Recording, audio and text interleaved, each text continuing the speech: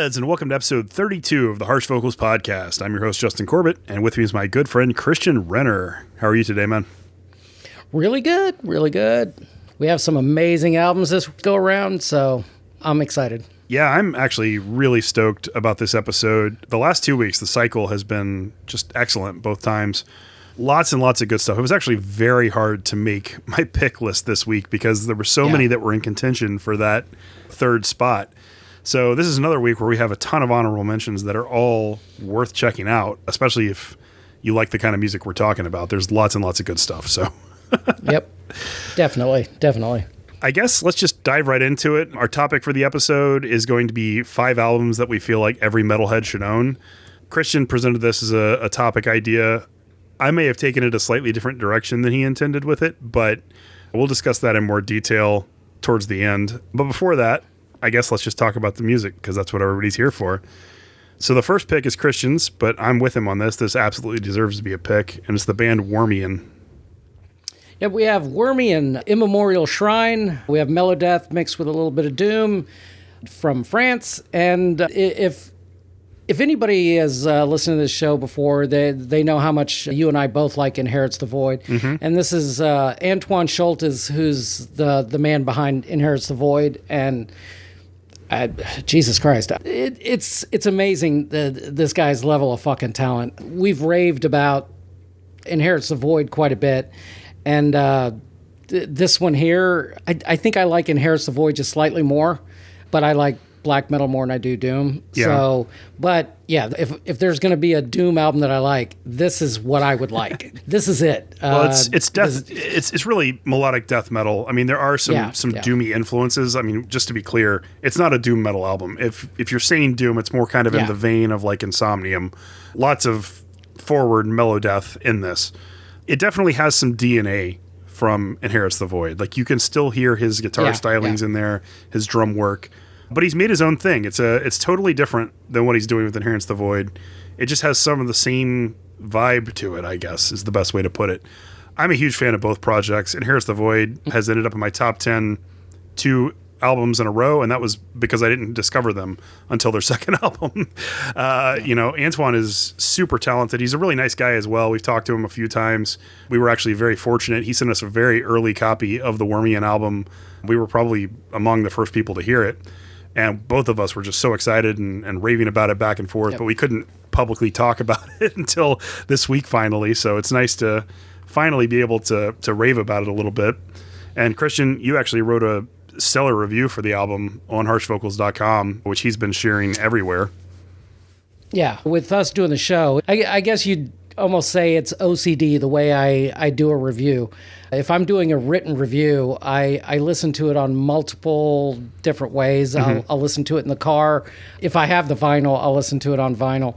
If not, I'll listen to it on my desktop and in multiple different places because you do kind of get a different sense for an album depending on what you're doing at the time or not doing at the time. Like if you can seriously just focus on an album, you'll get more out of it than if you're like, I don't know, folding laundry while you're listening. I agree. And I feel like when somebody writes music, they're putting their heart and soul into stuff. And I should give it the respect it deserves by taking it seriously when you listen to it. That way, you kind of hear what they were going for. If somebody takes a year to write an album, I shouldn't just spend 20 minutes listening to it and being like, it's all right. You should give it more than just a cursory listen. Of course. So, and on this here, like you said, we had this very early, but something else that I hate, because I read metal reviews as well, and one of the things that I absolutely positively hate is when I read a review and then I'm super stoked about the album, and then it's like, oh shit, I should go listen to this. And then I go to listen to it, and it's not due to be released for another 2 months. Right. And I'm just like, well, shit. You even in 2 months, that I'm going to forget about this. Yeah. I'll just forget about it. So I want to wait until, when it's getting close to be released before I write a full review. But anyway, that's a long way to go just to say that this guy just absolutely knows how to write music. That completely resonates with me. Yeah. His black metal stuff, this Melodeath stuff. And I mean, you brought it up too, because I'm not a big Doom guy. And this is labeled melodeath / doom, and it absolutely has both elements, but it's definitely more on the melodeath side. I'd say it's like 90-10. Yeah. And there's just flourishes of the doom here and there. At this point, I think Antoine could release an experimental jazz / polka album, and I would probably pre-order the vinyl. I would too, man. Because, it's like, well, it's probably going to be way more black metal jazz than it would be. Well, he definitely knows how to write not just music, but emotionally driven music. I mean, even Inherits the Void, like those are very powerful, emotional, melodic black metal albums. And they're like production wise, they're a little bit less polished, but I think that's because they're in the black metal realm. Whereas this one, I feel like he put a ton of effort into not just the music, but the production. It feels extremely polished, a lot cleaner sounding than Inherits the Void does. And like all the levels are just at that perfect spot. We saw a little bit of a closer move to that with Scars of Yesteryears from the first two albums, but not quite to this degree. And I think it really adds something. I think it really kind of differentiates the two projects. Plus, that opening riff on the first track, just the way the song begins, every single time I hear it, it's so... I don't really know what the right word is, but it's kind of wonky. And every time I hear it, it just like... It makes me go, ooh, and just like perk up and want to get invested in the album because it's so different sounding than anything else I'm hearing from anybody else. I'm really impressed with this, just thoroughly through and through. Antoine is insanely talented. Yeah, and I completely forgot to mention the track that I picked. I picked the track Haven, and I actually think Haven could be one of the best songs he's ever written. That song is so well done. I mean, the melody line that goes over the top of the riff is just chef's kiss perfection. It just fits so well. And the emotional nature of the song, it's just a superb album all the way through. Yeah, I'll honestly be shocked if this does not end up near the top of our end of year lists for 2025 because there's been a lot of great stuff that's come out this year, but this is definitely one of the best. So let's go ahead and play the track again. This is the band Wormian off of their new album Immemorial Shrine, and the track that we're playing is called Haven.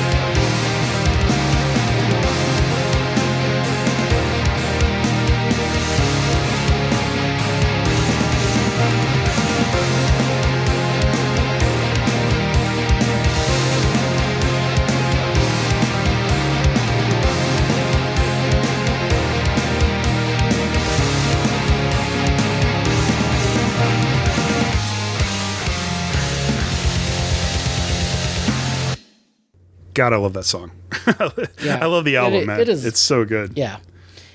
And shout out to Antoine. Really appreciate you also promoting our little podcast here. But yeah, just let us know anytime you're doing anything. And yeah, I would be absolutely positively shocked if I don't love anything that you put out at this point. Yeah, I feel the same way. It just really feels like he's specifically writing music for you and I. Well, you and I talk about this all the time offline, that we feel that way. I mean, we feel that way with Sidon. We feel that way with Inherits the Void. There are just bands that, or solo artists that are, not super well known, even in the communities they're a part of. And like you and I stumble upon them.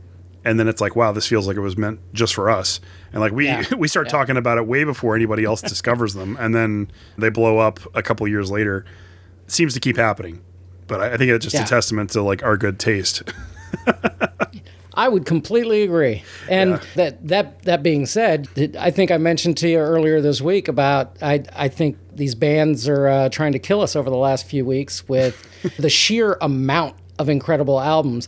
I mean, not saying January and February were subpar, but they weren't overloaded with amazing releases like the last few weeks have been. At the beginning of the year definitely was not like 2024 at all. It was much slower. I mean, there was really good stuff that came out, but you'd have like 2 great albums and then 1 okay album as your picks. Mm-hmm. But then the last 3 episodes, it's been hard to make our picks because there's been so many we could have chosen from. So it definitely feels like the end of the first quarter or the first trimester or whatever of 2025 is like kind of where everything good is falling. So I can only hope it continues. Yeah, I'm just going to go with the idea that these bands completely know about the Harsh Vocals podcast and they're just trying to murder us. So you ain't going to get all this in, fucker. Here's another 43 albums that are absolutely insanely good. But like we've mentioned before, it definitely seems like heavy metal always seems to get better when there's the world gets a lot of distress in the world. Yeah. And we're definitely in that spot. Well, just don't underestimate our tenacity. You and I are capable of listening to hundreds of albums every week if we have to. It may become like work, I will but do it. We'll do it. All right. Well, let's go ahead and move on to the next one. This is my pick. This is a band called Morcolac. Morcolac, and they put out an album called Sanguinaria. This is vampiric black metal from Italy, their 3rd full-length album since 2021. It's a very punky style of black metal, sort of akin to Sidon or Spectral Wound. There's a lot of rock and roll built into this. There's also one sticky point that Christian and I sort of disagree on, and that's the keyboards. I don't know if you've noticed a trend over the last few years, but vampiric quote-unquote black metal tends to include keyboards because it sort of gives like a Castlevania sort of overlay to the whole feel of the album. Sometimes it works really well, sometimes it doesn't. This particular one, I felt like it worked really well. I actually grew to love the keyboards, and this has been an album that I've gone back to probably more than any other over this cycle. I've just been putting it on repeat over and over again because at its core, it's a very, very fun album. The keyboards, though, for me, I grew up listening to Children of Bodom. I grew up listening to Norther. I grew up with keyboards in my music, so maybe I'm just more open to them. But Christian doesn't seem to love them quite as much as I do.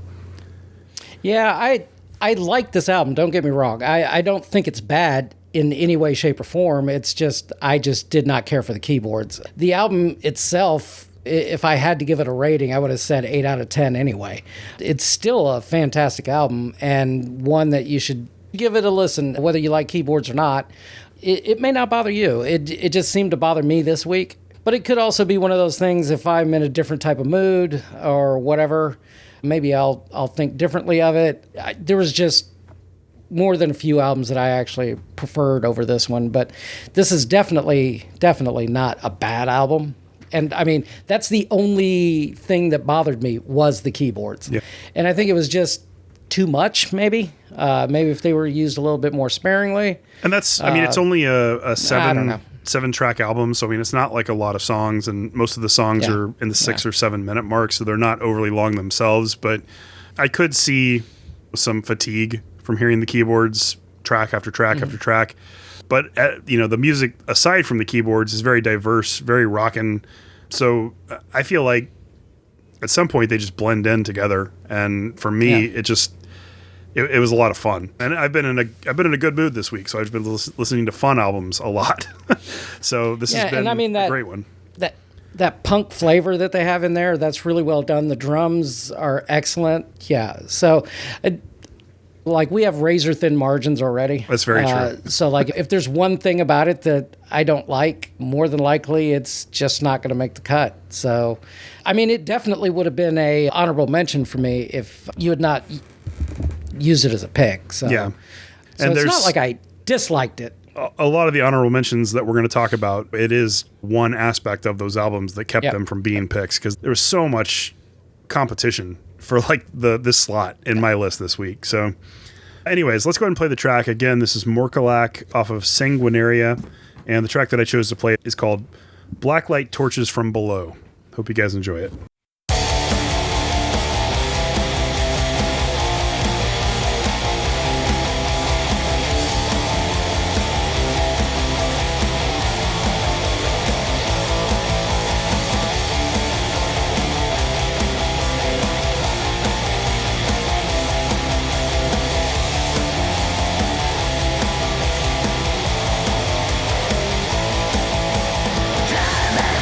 So burn tonight,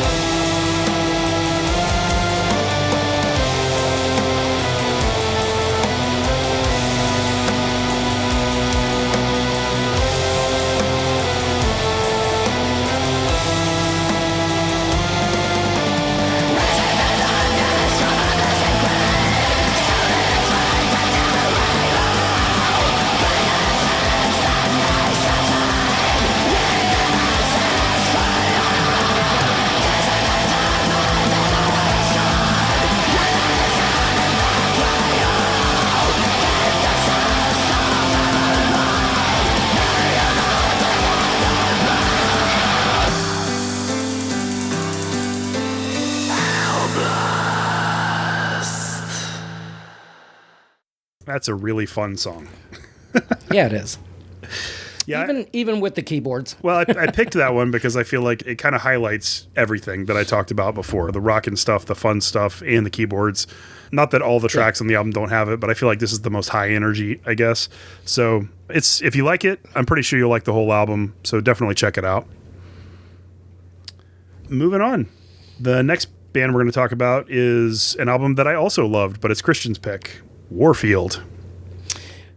Yep, we have Warfield with the album With the Old Breed. We have thrash metal from Kaiserslautern, Germany, my old stomping grounds. I mean, the amount of places I used to hang out in Kaiserslautern were crazy.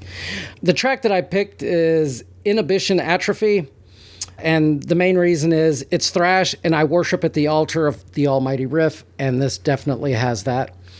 This year has been a lot better year for thrash. Last year was kind of an off year. There was maybe 5 or 10 that really, really caught my attention, that really, really impressed me. But this year, it's definitely stepping up. I've probably already heard as many great thrash albums this year as I did the year last year. So let me say, I'm super picky with thrash. It has to be just in my wheelhouse for me to love it.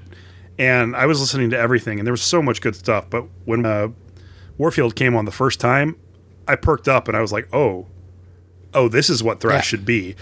And by the time it was over, I was like ready to sing its praises from the rooftops, because I was just so enamored with this album.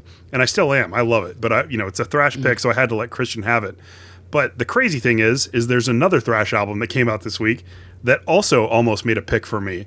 That's unheard of. I don't think we've ever had an episode where there's been 2 thrash albums that I would have been happy taking as picks for myself. So yeah, there's a lot of good thrash stuff coming out. Yeah, and again, what we were saying earlier about how much better music gets when the world is kind of in turmoil, and thrash is definitely one of those. Yeah, definitely. So one thing that I'd also like to mention is the vocals on this really, really, really remind me of a young Millie Petroza from Creator. There's a lot of similarities there, and like. I remember not this album, but their previous album. I actually thought Millie was doing the vocals on this. So if you like Creator, you're definitely going to like his vocal style. And one of the big things about this one here is I actually wrote in my notes here. I said, "My God, the riffs, the riffs, the riffs, the riffs are fucking everywhere." And then I just said, "Did I mention the riffs are really, really good on this album?" It's just killer riff after killer riff after killer riff. From beginning to end. I mean, it's nonstop. The guitar work in the album is fantastic. Both the leads and the rhythms, the riffs are killer. And it's just really fun. It's exactly what I look for when I'm looking for thrash. So it doesn't get a whole lot better than this. I mean, I've seen other review sites giving this a 10 out of 10, and it just might be the thrash metal album of the year at this point. It could very well be. And I mean, like I said, I was a huge fan of their debut album in 2018. And I thought that one there was excellent as well. But this one here is definitely a level up. And to be honest, if these young bands, if this here's what they're going to be kicking out, the thrash metal genre is going to be in very, very capable hands. This sounds like modern thrash, but with a definite nod to the old school without sounding aged. Like, it definitely sounds fresh and new, and you hear the influences of that Bay Area style mixed almost like perfectly with the German thrash sound. And yeah, just absolutely phenomenal album. I adore this album. Yeah, it's fantastic. Anyways, let's go ahead and play the track. Again, this is Warfield off of their album With the Old Breed, and the track that Christian picked is called Inhibition Atrophy.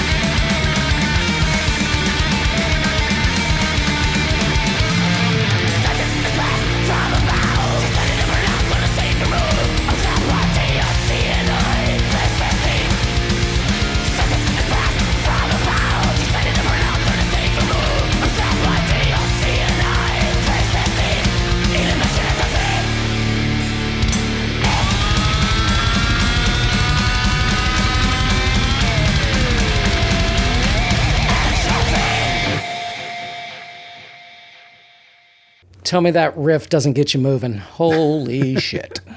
I'm not even sure that's the best song on the album. I mean, it's a really good song, but it may not be. They didn't have a weak song on the album. There's not a weak song. It's just, yeah. And like I said, just killer riff after killer riff after killer riff. And I mean, that's what I love about thrash metal. And I even wrote in my notes, man, I love me a good thrash album. So I've been very, very happy this year. We've had quite a few very, very good thrash albums. Yeah, I think my favorite track is Gasp. It's really good. Oh, yeah, that could be too. Yeah. And even bands like Cradle of Filth, there's a lot of thrash in that album. So even bands that aren't really thrash bands are, worshiping at the altar of the riff. So, that's true. Yeah, I'm completely in. Keep it going. Keep it going. I agree. If you make thrash like this, I will listen to it. So. Yep. All right, moving on. The next pick is one of mine, and this is the band Lucifer's Child. This actually came out in the first week of the cycle. The name of the album is The Illuminant, and this is satanic black metal from Greece, of all places. Shock, it's fantastic. It came from Greece. I think I need to retire there, for fuck's sake. It's their third full-length album since 2013, and I actually went back and looked at some of the history. Apparently, this was formed by George Emanuel, who was the former guitarist of Rotting Christ, which makes a lot of sense, because when you listen to this, you'll hear a lot of Rotting Christ, you'll hear a lot of Septic Flesh, you'll even hear some Verathron style kind of stuff in here. Yeah. And I mean, those are kind of the big three of that Greek sound, so there's a lot of that in here. It also has kind of a more traditional melodic black metal overlay as well. Like, it's kind of a mixture of the two styles, which works exceptionally well. It's full of catchy hooks. It has a few great riffs in it as well. This is just a really excellent melodic black metal album. One that I've listened to probably 25 times since I first came across it. And I've already turned several of our friends onto it as well. I will be shocked again if this one is one that does not make our end of year list somewhere, because it is just excellent. Yeah, and you brought up those other Greek bands, and I would even throw Yathyrya in with that, which, hey, they're all part of the Rotting Christ family. That's two members from Rotting Christ. And I think, Ed, if you see all the bands that either have played with Rotting Christ or were original members, that's pretty much 90% of the Greek metal scene, I'm willing to bet. Because it seems like everybody at some point, and I absolutely love Rotting Christ. The Greek scene in and of itself is just, holy crap. It is so good for a country that small. It's just saturated with goodness. I mean, it's crazy. It really is. Yeah. And outside of what our overall pick is for this show, that's the only album that I've listened to more than this one. Part of that is this came out the first week of the cycle, so I came back to this a lot. And honestly, if you wouldn't have made it a pick, I would have. Just like our overall pick, it would have been a consensus kind of thing. It's just a great album. Yeah, there's a lot we agree on this week. I mean, really, the keyboards and Morkalak are the only thing that was really debatable. Yeah. Just so many good albums this cycle. It's crazy. Yep. All right, well, let's go ahead and play the track. Again, this is Lucifer's Child off of their album, The Illuminant. And the track that I chose is called Asbestos.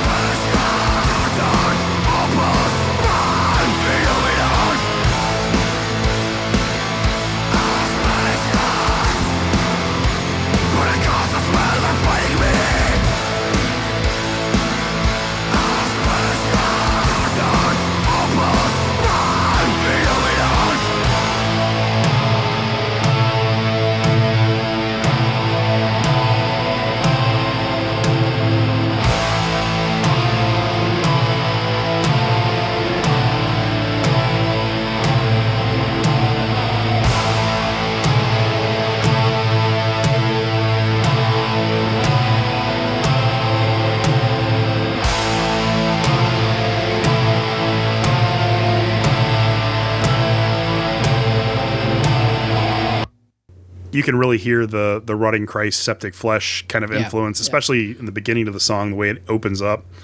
I really love that. Over the last 5 years or so, I actually appreciate Septic Flesh and Rotting Christ more than I did back in the day. Mm-hmm. I've gone back to a lot of those albums, and they've seriously made a larger impact on me over the last 5 years than they did previously. I'm a huge Septic Flesh fan at this point. I'm trying to get all their albums on vinyl. So I think it's just one of those things, you have to develop your ear, because maybe 10 years ago, 15 years ago, the first time you heard them, it didn't sound like what you were used to hearing, so you weren't really open to it as you are now. And then they released more albums that are maybe a little bit more accessible as you had developed your ear. And now you can go back and hear that earlier stuff and just be like, wow, this is fantastic. How did I miss this? Because I've done the same thing. I mean, it's going back and discovering their old discography that I didn't really enjoy as it was being released, but now I love. It's only because my ear has developed to the point where I can really appreciate that kind of music, whereas 15 years ago, maybe I couldn't. Yeah. And actually, that's a tip for the listeners. If there's something that you didn't really care for, 15, 20 years ago, give it another listen. You never know. Things can change. Just because you really disliked something way back in the day doesn't mean you dislike it now. If you would have asked me in 1987 if I would have liked any black metal, I would have told you you're out of your damn mind. So, yeah, it is what it is. But you definitely learn to appreciate more, especially if you listen to a lot of music. Yeah. So the differences in, I hear that complaint all the damn time where people say, "Are you listening to that hardcore growly stuff? It all sounds the same." And no, it doesn't.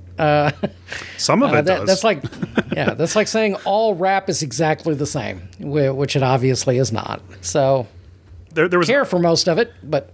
There was an article, I mean, I'm getting a little off topic, but there was an article that came out from one of the lead editors for, I believe it was Rolling Stone magazine, a few weeks ago. And he's just turned 73 years old, and about a year ago he discovered death metal. And his whole life, for 55 years, he's been covering music in all its different forms and functions: jazz, blues, rock, pop. He's obviously a lead editor for Rolling Stone, so he knows music incredibly thoroughly. But he never really paid attention to death metal or black metal because he always assumed it's all the same. And now that he spent a year listening to extreme metal, he wrote this article that explains how he truly believes at this point it is the deepest and most profound genre of music that exists, because it is so malleable and you can do so many different things with it than you can with the other genres. And that's what we say all the time. I just think it's really validating to have somebody who has that pedigree as a music reviewer to finally see this side of things and realize how much magic there is in this music. I thought it was such a cool article. I shared it everywhere. If you're following our social media, definitely go read it. I think it's a really interesting perspective. He even gives shout outs to Amiensis and a few other bands that we really appreciate. So I thought that was nice too.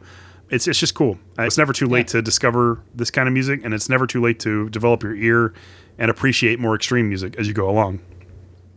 And I'm assuming if you're listening to the Harsh Vocals podcast, you don't have a problem with the harsh vocals. But that is definitely a thing too. If you have a friend out there that's a metalhead, but just will not listen to death or black metal because of the harsh vocal style, just tell them, hey, just listen to it, but don't focus on the vocals. Just listen to the music. The music is absolutely stunning.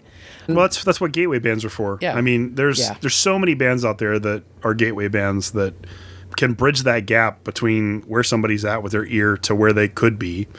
And all you have to do is find the right one and present it to them. And then I feel like it'll take care of itself. If they discover Lacuna Coil or something like that, and they like the combination of the death growls with the kind of operatic singings that Christina does, maybe that will drive them to check out Arch Enemy, and then maybe Arch Enemy will push them a little bit further.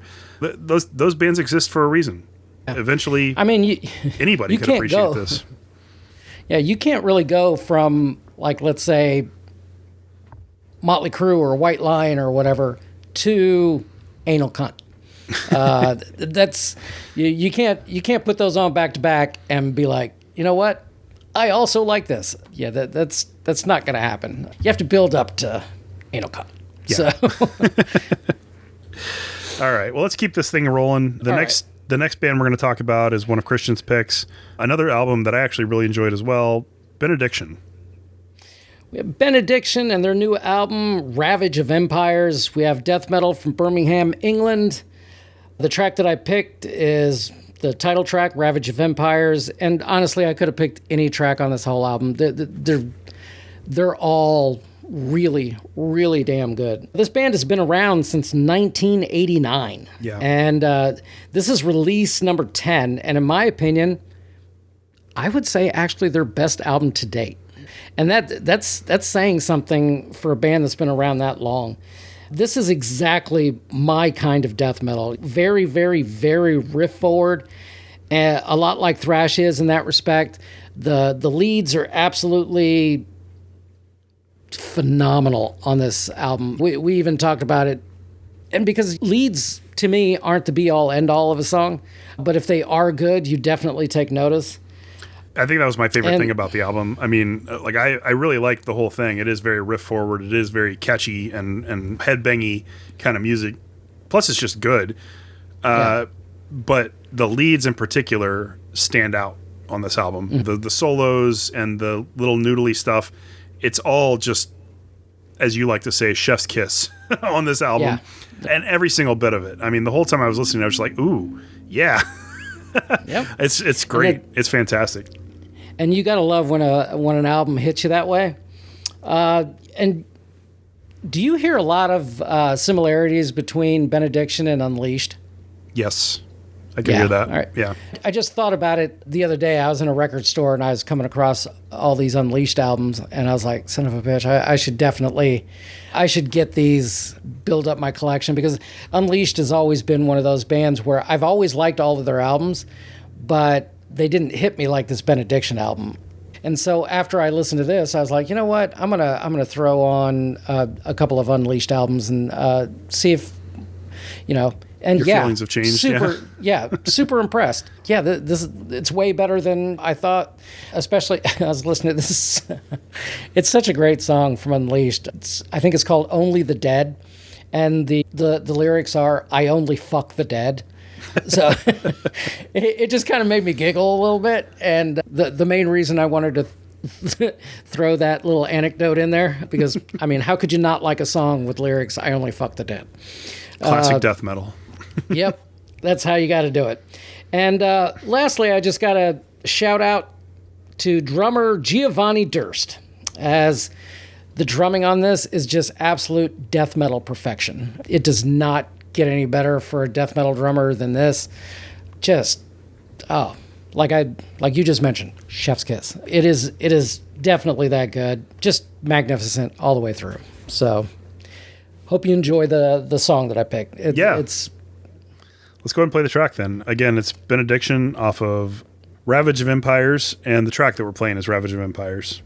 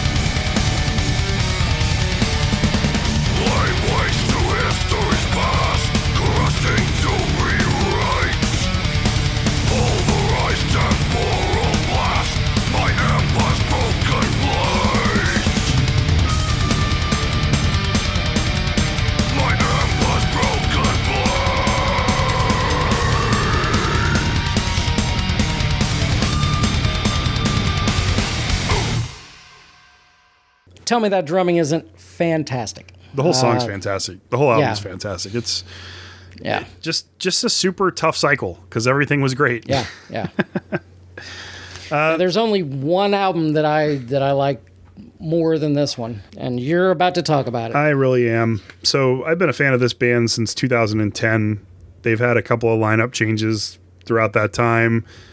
They've altered their sound in places here and there, but at their core, they've always been what they are on this album, and that's just fantastic. The band Allegion, Allegegaeon, for the people that, don't know how to say it or spell it. For the longest time, I mispronounced it until we interviewed Riley McShane, their previous singer, not their original singer, a different podcast, and I finally learned how to pronounce it. But I've been a fan of Allegion since 2010 when Fragments of Form and Function came out. It's a combination of melodic death metal and technical death metal. This is their 7th album that just came out, The Ossuary Lens. It's fantastic. They've continued to grow with each album they've released. The songwriting continues to improve. The neoclassical elements that they add in every single time continue to get better, and they continue to integrate better with the death metal. Greg Burgess is just a phenomenal guitar player, one of the absolute best in the industry, I feel like. And Ezra Haynes, who was the original vocalist for Allegion, he came back to the band for The Ossuary Lens, and he put on the vocal performance of his career on this album. He's always been an exceptional death metal vocalist, but he's really pushed his limits and done some clean singing. He's pushed his limits and done more variety in his death metal stylings, and it just really blows me away at how masterful every single aspect of this album is. It's not just the guitars, it's not just the drums, it's not just the vocals. The whole thing as a package is just magnificent. So if you're not familiar with Allegion, like I said, they've got 7 albums. Each one is varied from the ones that came before it, but also at its core, very much the same. There's a lot of interesting guitar work that bleeds into great death metal that flows into progressive elements, but it's all technical. I really can't say enough good things about them. And I know Christian has a lot he wants to say too. I would even go so far as to say, I mean, I was a huge, huge fan of their last album, Damn 'Em. Mm-hmm.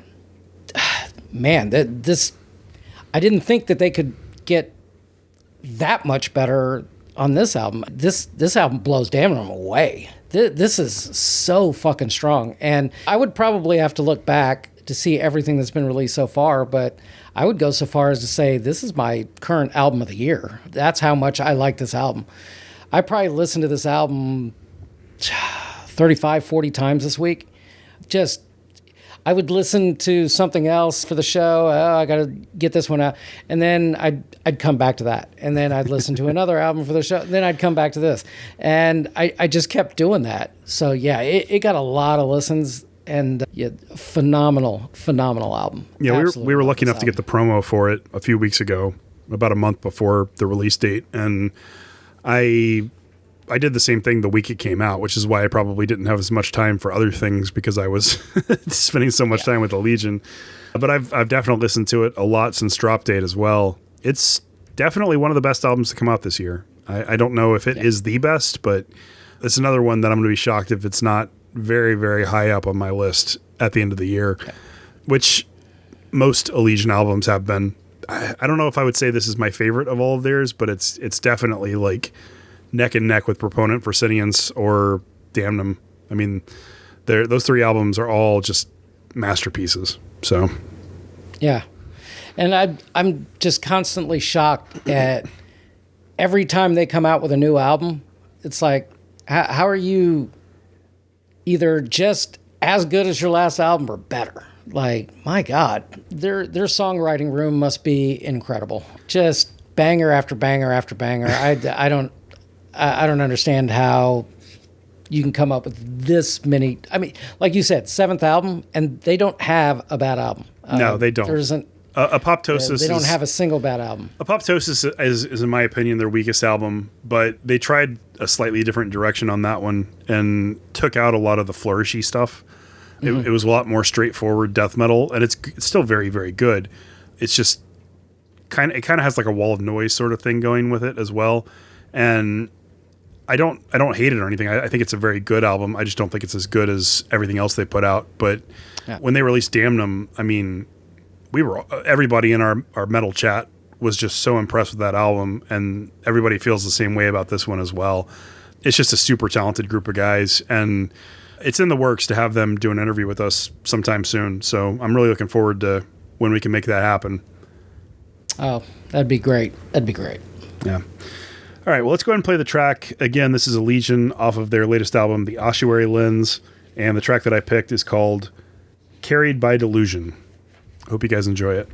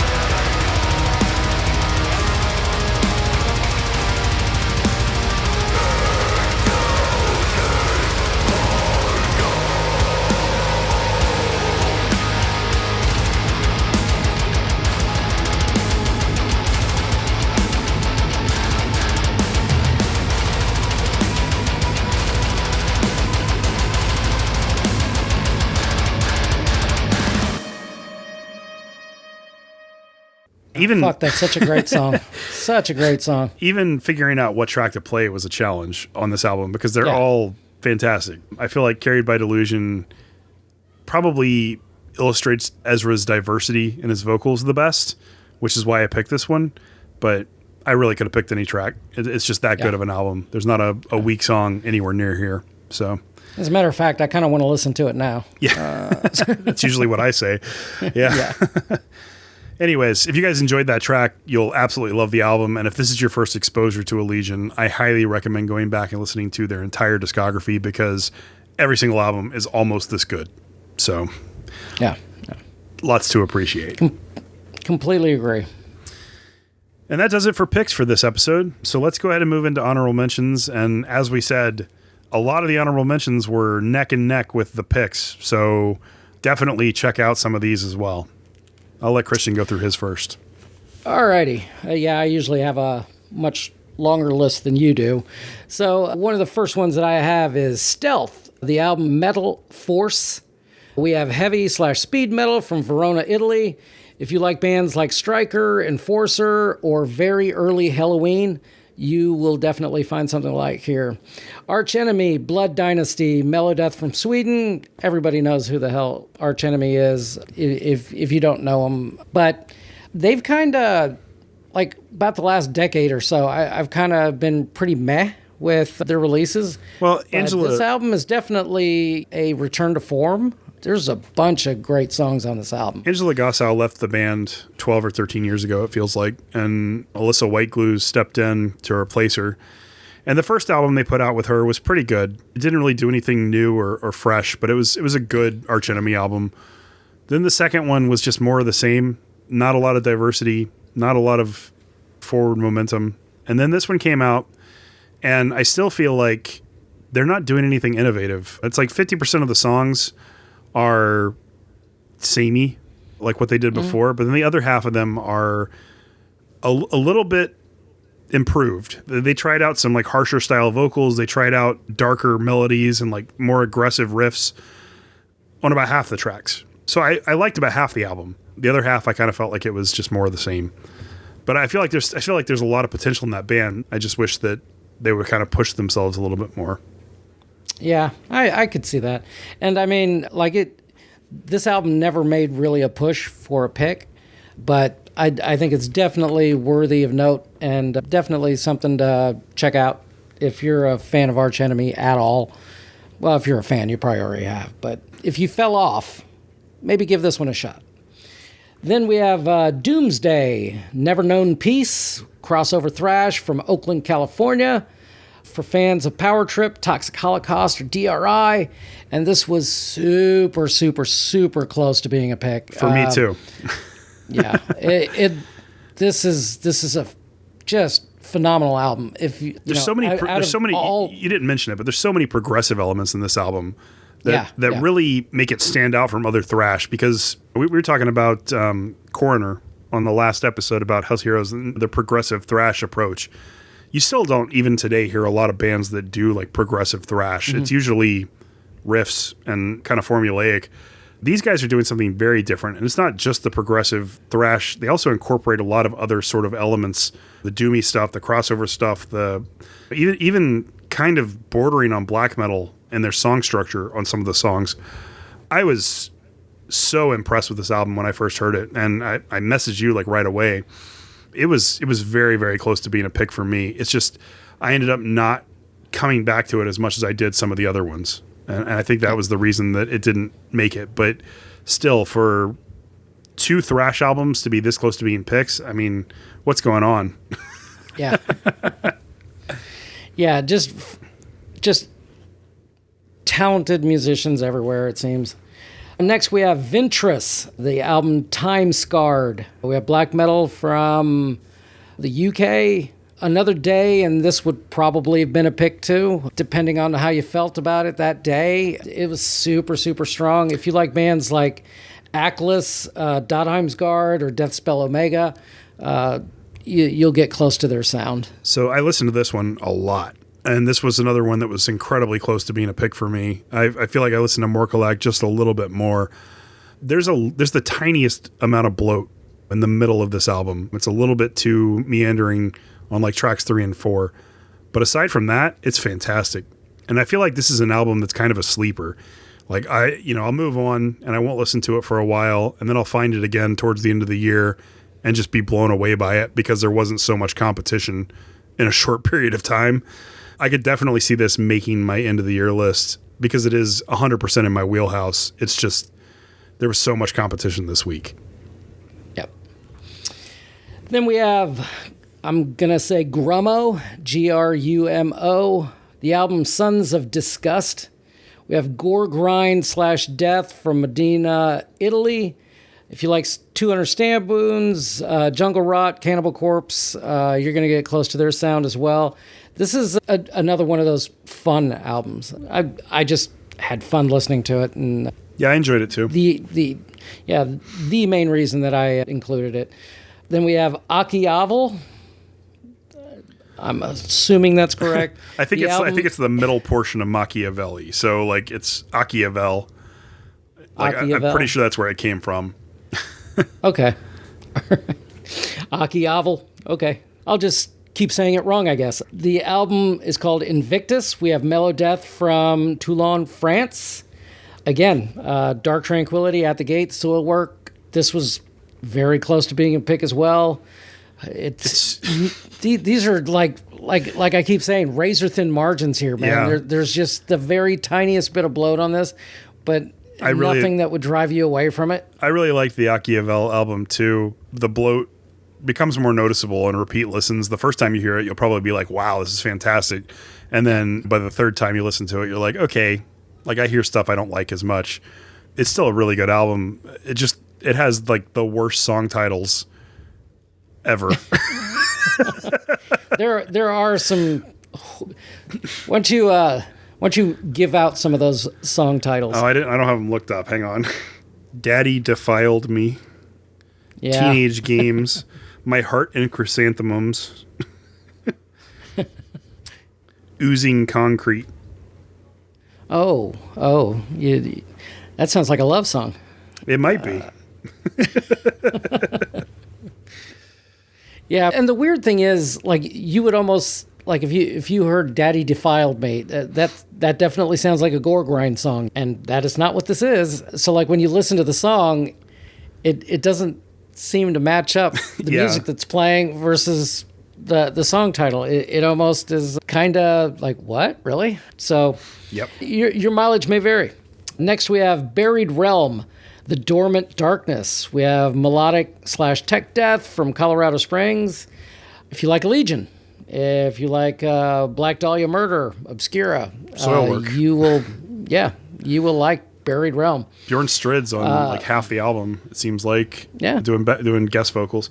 The guy behind Buried Realm is a guitar virtuoso. Like he's super talented at playing. I feel like some of the tracks are bloated and some of the songwriting needs tightening, but it's really well executed, even without taking note of its flaws. It's a very good album, but it didn't measure up to some of the others we talked about this week. Yeah. Then we have Dart, the album Speed Days. This is thrash and roll / punk from Oulu, Finland. If you like Tankard, Wraith, Bewitcher, Hellripper, Midnight, you kind of know this genre. Instead of black and roll, it's more thrash centered. But yeah, it's just a fun album. You may not love the vocals. I don't think the vocals the vocals are probably not great for some people, but I liked it. So then we have Fatal Embrace, 7th Sadistic Serenade. We have thrash metal from Berlin, Germany.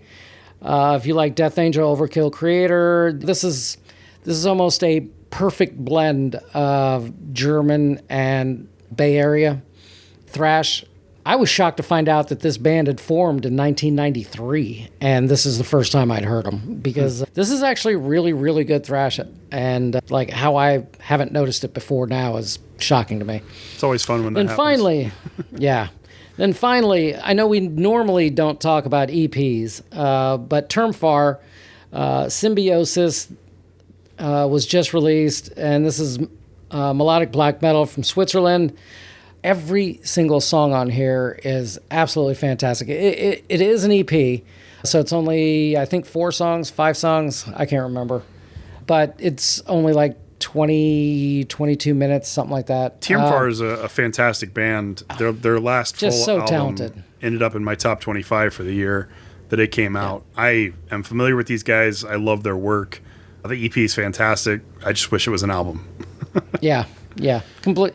I mean, another 5 songs, and it probably easily would have been a pick. It would have been. I would have made room for it.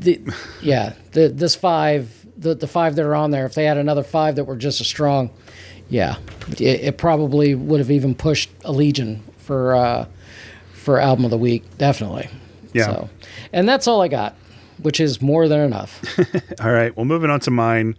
An album that came 100% out of left field. I expected to hate it without even hearing it because I don't like any of their previous discography.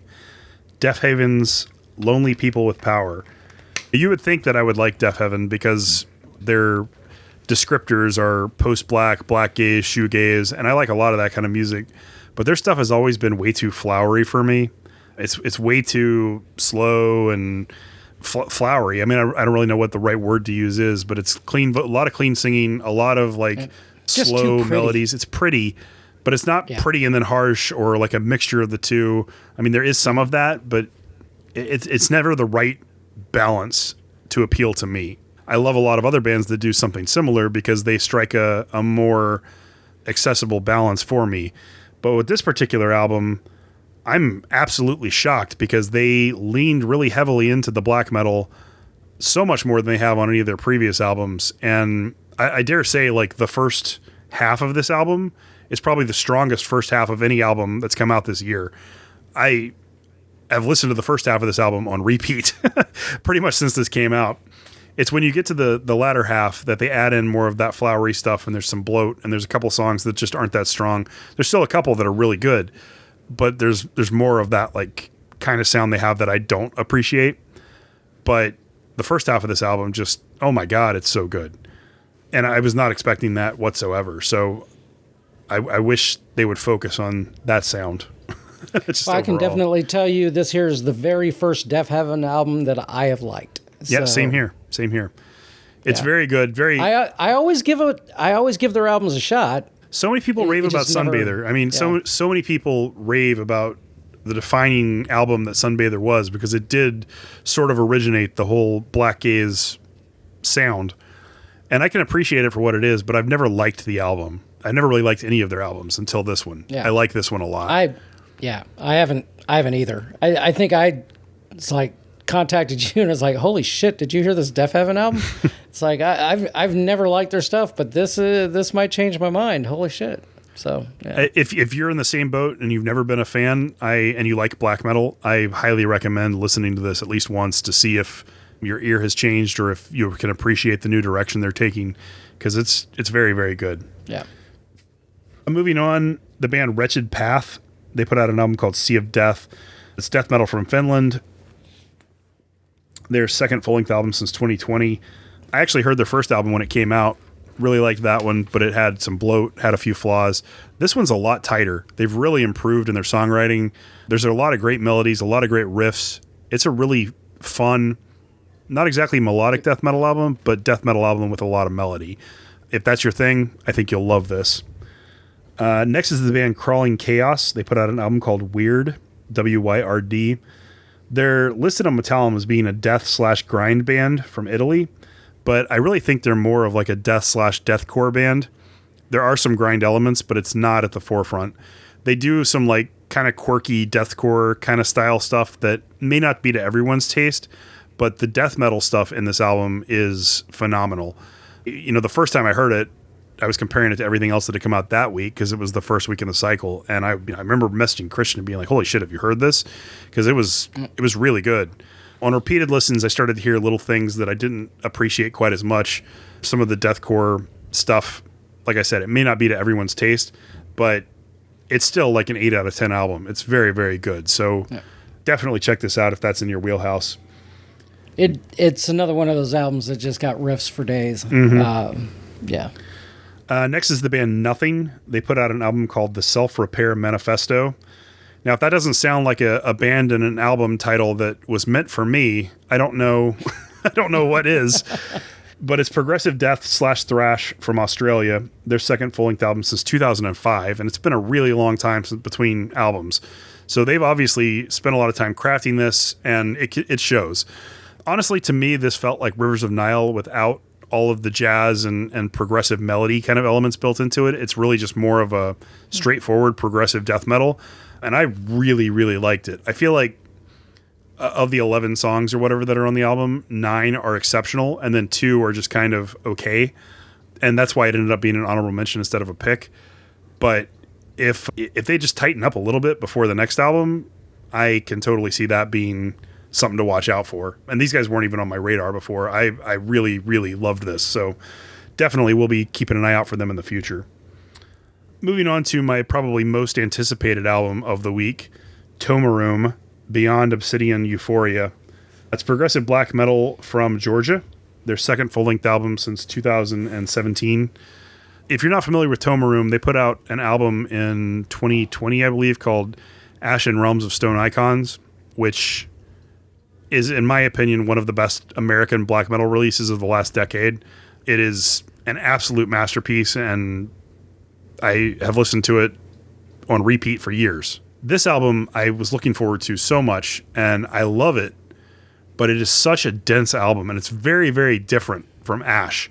It's constructed differently.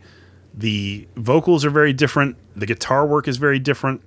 It almost doesn't even seem like the same band, but there's so much in here that is just exceptional. It's just too dense to appreciate in the short amount of time that we have to listen to something for a review like this. I mean, I gave it probably 20 listens at this point, and I still feel like I've just barely scratched the surface with this album. It's one of those that you probably are going to have to listen to 150 times to fully grasp everything. And these are the kind of albums that I'll listen to all the way through the year, and then will end up very high on my end of year list. But putting it as a pick here, I wouldn't even know what song to pick to illustrate it for you guys, and I wouldn't know how to talk about it in a way that you guys would understand and be able to appreciate it, because it is so complex and dense. And I think, Christian, you felt similarly about it. Yeah, I mean, as soon as the very first time I heard it, I just contacted you and I was like, son of a bitch, this thing is dense. This is going to take a while to really appreciate.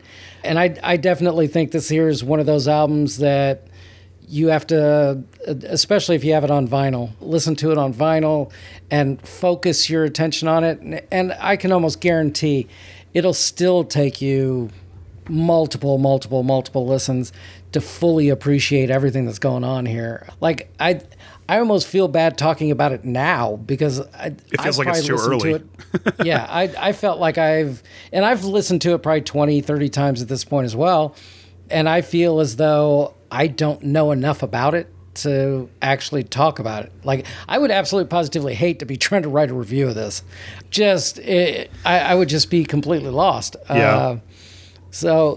It's one of those albums that I could easily see being on my end of year list, but I have to unlock it first. This is a difficult album. This is not an easy album. If you can listen to this and you're just like, yep, album of the year, off of one listen, I would be absolutely positively shocked. I mean, there are people that maybe have their ears trained to be able to do that faster than we can, but it's just so complex and so dense. It's just one of those things that, like, because I respect the band so much because of their previous work, I definitely don't want to just listen to it and say, okay, well, this is good, but it's too challenging, and set it aside. It's worth it to me. It's worth the time and effort it's going to take me to unlock it. And other people may not feel that way. A lot of people don't have the attention span to devote to challenging albums. But I mean, it's kind of weird because, like, you can see it from a high level and see that it's a masterpiece. You can grasp that on the first listen, but being able to appreciate it and have it hit you and understand what each song is trying to tell you, it takes work. And like, it's a rare album that's like this, just like it's rare to find quote unquote perfect album. One you can unlock, and then it's almost like you have a secret understanding of it when you get to that point. It's something truly special. So I can tell this is a special album. It's just going to take some time.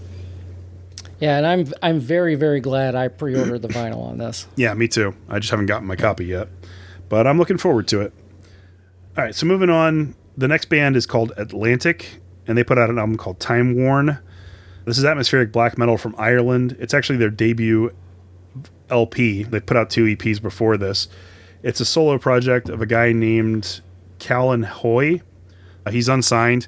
This album is fan-freaking-tastic. If you like atmospheric black metal, it really doesn't get a whole lot better than this. The cover is like waves lapping on this rock in the middle of the ocean. That is like a perfect image for the way this album makes you feel. It makes you feel like you're on an isolated island in the middle of the ocean.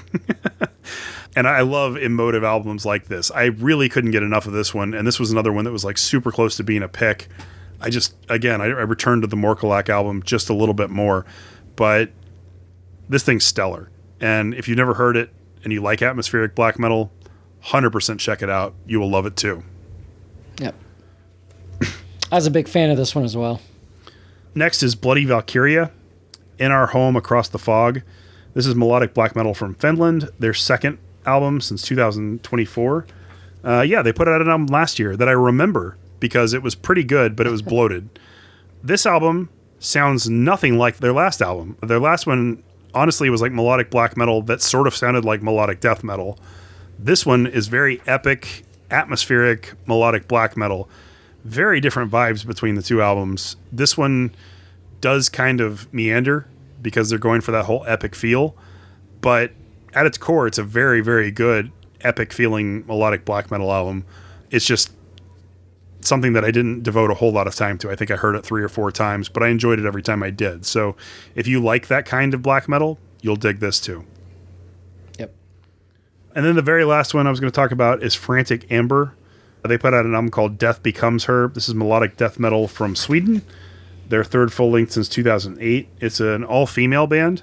I'd never heard of these guys before, but it's pretty kick-ass melodic death metal.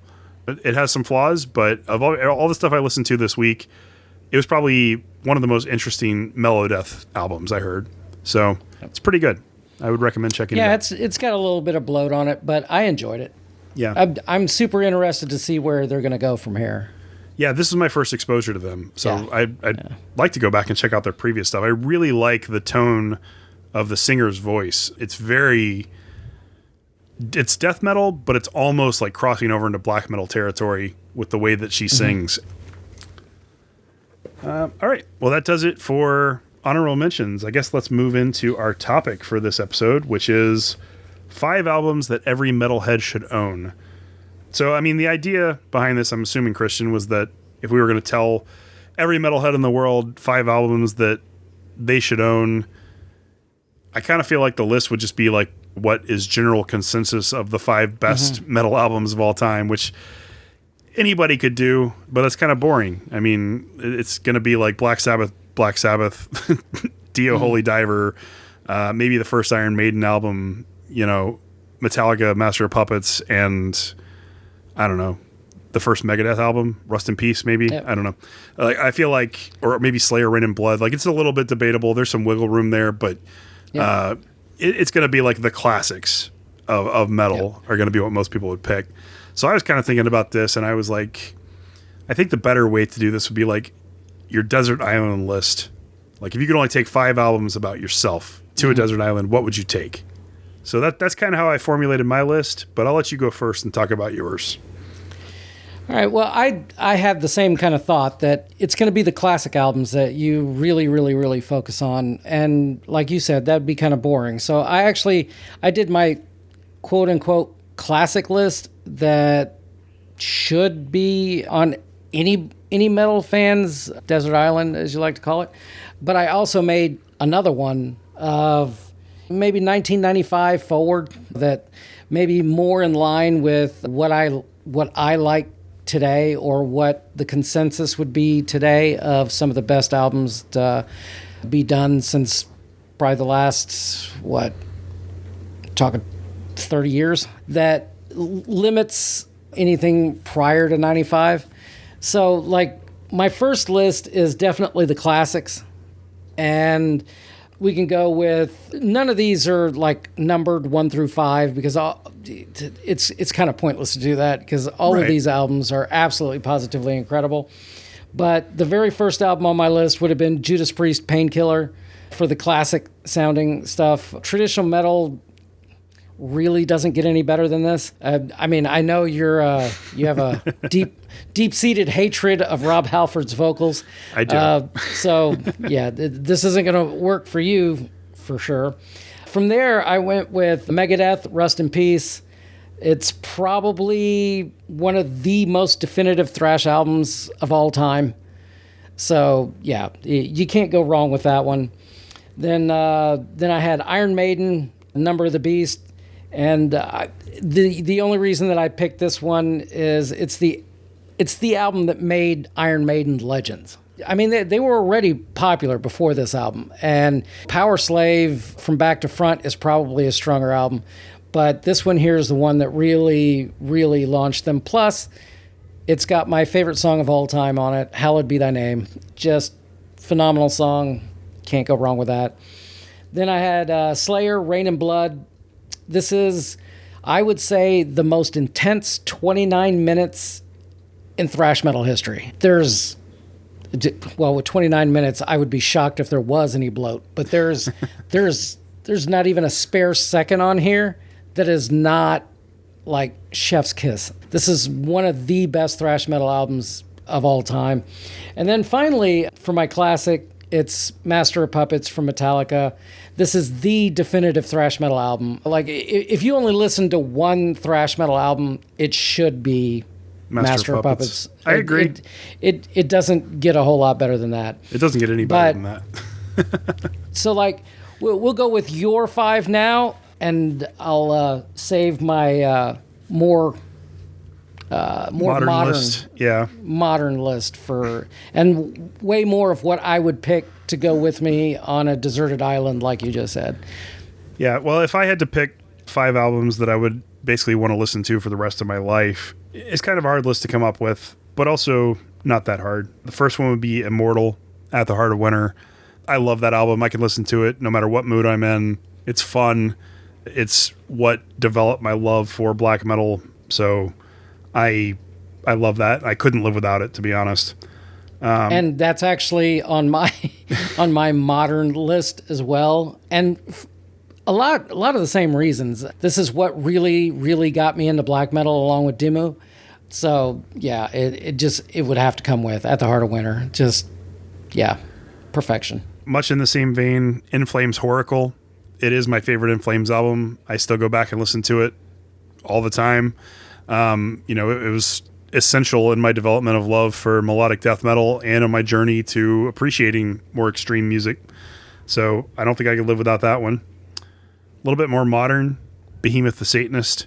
I feel like it's one of the best albums ever written. You can say what you will about what Nurgle has done since this album. I don't really necessarily love his more recent work.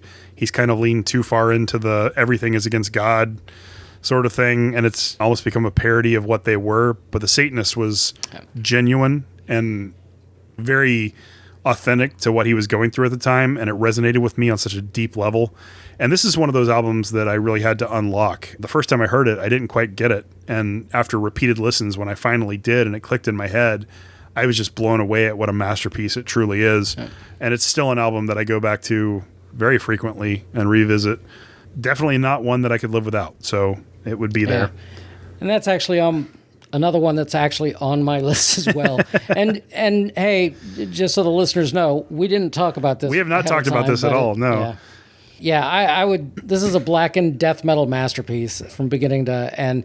And like you, it took me a little while to unlock it as well.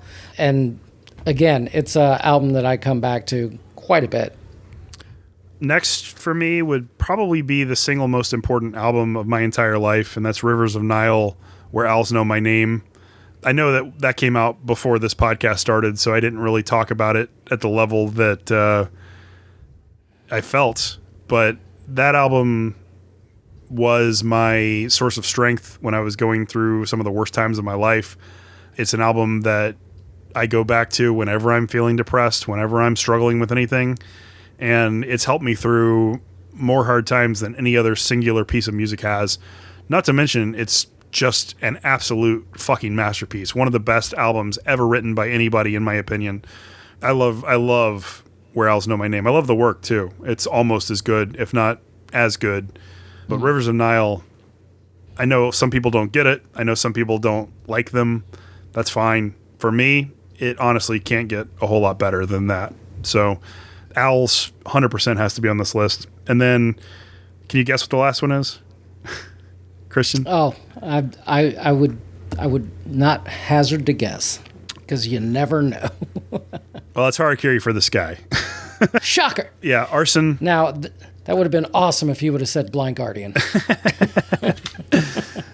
I love all of Harakiri's discography. They don't have a single bad album, but the most important one in their entire discography, and the one that has meant the most to me, and the one that I go back to still, even years later, and listen to on a repeat basis, is Arson. It is just one of my favorite albums ever, and I couldn't do a Desert Island list and not include Harakiri because they're such an important band for me. So that's my number 5. And I feel like with that grouping of albums, I'd be pretty happy. I have an album for every mood that I feel. I have an album to keep me happy, keep me from killing myself, keep me from, whatever. And that's all I really need. I'd be happy with that. Yeah. I mean, like I said, on my more modern list, I also have Immortal and Behemoth. But I have 3 other ones. One of them, like I would have been shocked if you would have mentioned, is Blind Guardian, Nightfall, and Middle Earth. And the reason it's on my list is just, this is arguably the best concept album ever made. It tells a story of the Silmarillion, and it's easily, I think, Blind Guardian's best album. And I don't think you'd get a whole lot of argument about that. From there, I put Emperor in the Nightside Eclipse. That was my number 6. If you just, yeah. I mean, the amount of bands that are influenced by this album would be shocking. It has to be hundreds, if not thousands, of black metal bands would have listened to this and be absolutely blown away. And this is another one that once I got into black metal, I went back. Yeah. And I, started listening to the stuff that I disliked before, and this was one of those. And then it was unlocked for me, and I was like, "Oh, this is a fucking masterpiece! Holy shit!" So, once it got unlocked, it was there's no way this could not be. If you're a black metal fan at all, it has to be on your list. And then finally, Opeth, Blackwater Park. I could have guessed that. Yeah. I mean, it's the perfect fusion of death metal and prog rock.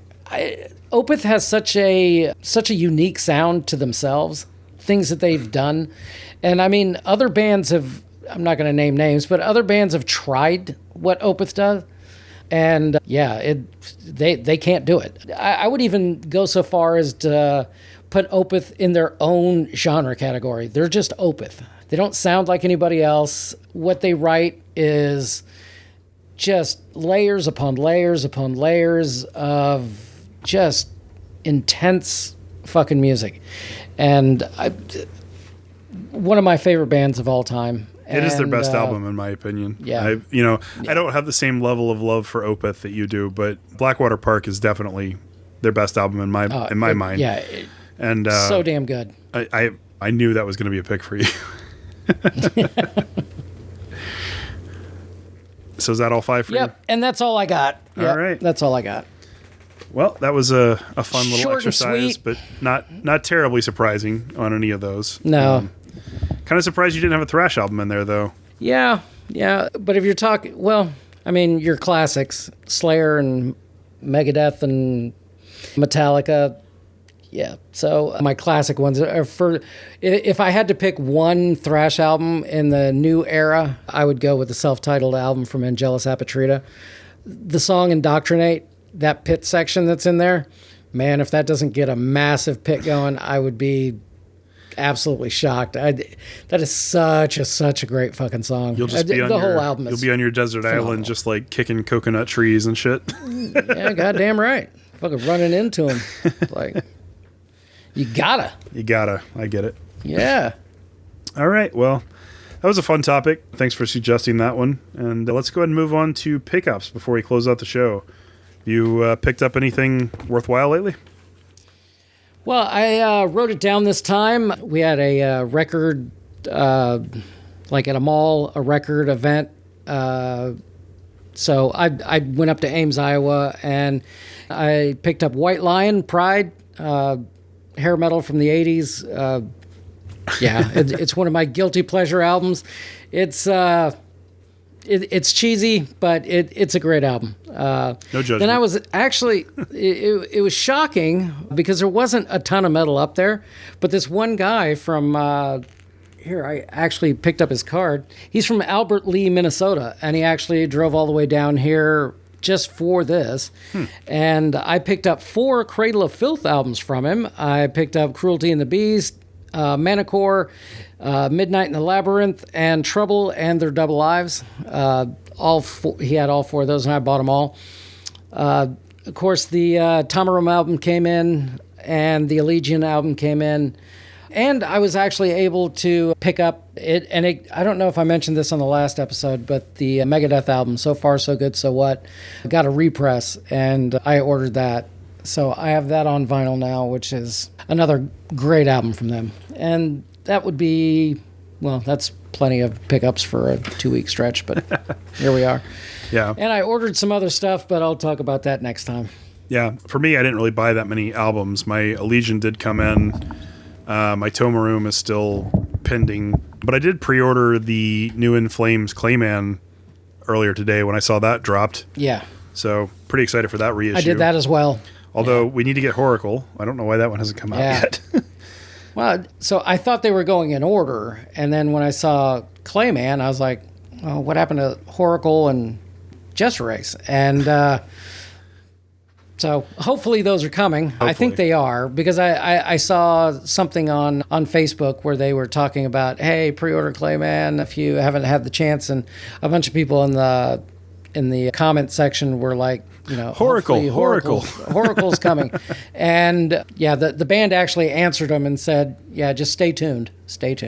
Okay. So I'm assuming that's on the way as well. Oh, that's cool. Those are all albums that I would love to own on vinyl. Yep. Then as far as tickets for shows that are coming up, I bought my tickets for the Sidon and Volcandra show that's coming through Houston. I got my tickets for the Rivers of Nile headliner tour in June. And then I've got my tickets for the Chaos and Carnage tour at the end of April. Pretty excited for that one. There's a lot of bands I want to see on that docket. And then Burial Oath. I don't know if you remember them, but they put out a black metal album last year that I absolutely loved. And they're doing their own small tour. They're going to be hitting Houston in May. So it's at like some small venue I've never been to before, but I'm going to go out and support them. Very excited for that. And that's pretty much it for pickups for me. Like I said, I haven't really bought a ton, just tickets mostly. So instead of doing our extreme submission at the end of the show like we typically do, we're going to do a giveaway, which is something we have not done before. So we're going to do this kind of in a cross thing between our social media and the podcast. We're basically going to post one post on all of our social media platforms. Everybody who likes it and then comments their favorite album that's been released so far this year will be entered in a chance to win. We'll do a randomization, pick somebody, and then we'll close this at the end of April. So we'll give it 2 more weeks for people to enter. End of April, we'll gather up all the names, randomize it, pick somebody to win, and then we'll reach out and we'll mail you these 2 vinyls that we have. So Christian, I'll let you tell the story about how you ended up with these these vinyls, and tell them who the band is and what we're giving away. The band is Inexorum. Oh shit. Inexorum. If you've never heard them before, they are melodic black and death metal from the U.S. Excellent songwriting across all of their albums, but Christian has the latest 2 that he's planning on giving away. Yep, we have the album Equinox Vigil and Moonlit Navigation. This is a band from the frozen wastes of Minnesota. And how I came into possession of this is I had already ordered this, and I just happened to be looking through my Bandcamp purchases, and I noticed certain albums on there were saying that shipped, but it didn't say delivered. And so I went out to my vinyl area and I took a look and I didn't see him. And I was like, well, apparently I had him in the wrong spot or whatever. But I didn't know that at the time. And I contacted the person. His name is Carl Skildum from the band Inexorum. And he was like super quick answer and said, oh shit, yeah, I just checked out that tracking number as well, and it doesn't show that it was delivered. And so he's like, I'll send out, since this was all the way back, I think it was like November June, or something, June last or year. August of last year. It was summertime, I think. Oh yeah, it was way late. And I have a tendency to pre-order a lot of stuff and then I'll forget about it. Or it just, like, we're used to Merch Bar with their, like, sometimes stuff doesn't get sent for like a year or something. So you're kind of at the whims of whenever. So I thought that was what happened here. But then the guy said, all right, I'll make sure to send that out to you. Super cool guy. And then I happened to notice the very next day, I actually found them. And they were just in the wrong spot. And so I jumped in my email real quick and I was like, oh, dude, never mind. My mistake, my bad. I found them, that they were here the whole time. And he's like, oh, shit. He's like, well, I already sent them out. And so I felt really bad. And I know that I know metal bands aren't overloaded with cash. So I told him, you know what, let me go ahead and buy them from you. I'll send you the money for them. We'll just call it good and we'll do a giveaway since I already have these albums. Both of them are just fantastic albums. Both of us are really big fans of this band. Yeah. And I guess they're friends with Amiensis, which is another one of our favorite bands up there in Minnesota. And yeah, just a fantastic band, super nice guy. I felt bad about making him run around for basically no reason at all. And so apparently I need to do a better job of looking. But my mistake is a listener's gain. A listener's gain. I will ship both vinyl albums to you, whoever the winner is, and fully enjoy. Yeah. Well, so that's the how. I actually looked up the band because I've liked Inexorum for a while. Like I really, really appreciate the music, and it's probably kind of an obscure band that a lot of people aren't familiar with. So yeah. I wanted to give them some exposure on the show too, since we're doing this giveaway. I didn't even realize it, but two of the members of Inexorum are also in the band Majesties, which released a melodic death metal album last year that I was a huge fan of as well. So they're super talented, playing in multiple bands, obviously. And Inexorum, like, if you've never heard them before, I think you're in for a real treat.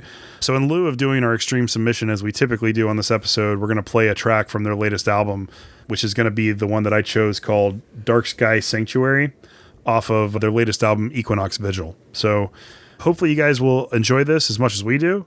And then find our posts on any of our social media. It'll be on Facebook, Twitter, Instagram, Blue Sky, Threads, all those places. So find it, comment whatever your favorite album of the year so far is, and then make sure you're following us. And come the end of April, I'll gather up all the names and pick a winner, and then we'll mail them to you. So looking forward to seeing what everybody else has been enjoying so far this year. Yep. All right, let's go ahead and play the track. It's called, again, Dark Sky Sanctuary off of the album Equinox Vigil from Inexorum. And we will see you guys next episode. See ya.